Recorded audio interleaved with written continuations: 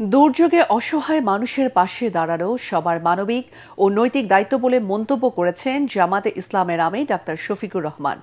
সকালে চট্টগ্রামে বন্যা কবলিত বাঁশখালী উপজেলার বিভিন্ন এলাকা পরিদর্শন করার সময় তিনি এসব কথা বলেন। এ সময় জামাত আমির ক্ষতিগ্রস্ত ও পানিবন্দী পরিবারের মানুষের সঙ্গে কথা বলেন। এছাড়াও ক্ষতিগ্রস্তদের মাঝে শুকনো খাবার ও আর্থিক সহায়তা দেন। সমাজের বিত্তবান ব্যক্তি ও স্বেচ্ছাসেবী সংগঠনকে বন্যা পীড়িত মানুষের পাশে দাঁড়ানোর আহ্বান জানান।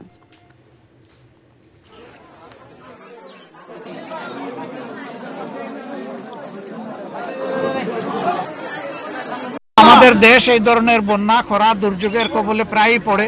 এখানে ধৈর্যটাই বড় বিষয়। সবাইকে ধৈর্য ধরতে হবে। দেশটা আমাদের সকলের।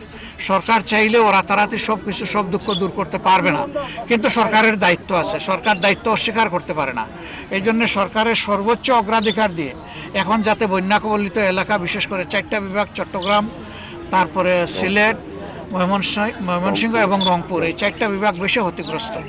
আমরা সরকারের কাছে এখান থেকেই দাবি জানাচ্ছি যে সরকার যেন সর্বোচ্চ গুরুত্ব দিয়ে অগ্রাধিকার দিয়ে এই এলাকাগুলোকে দেখে।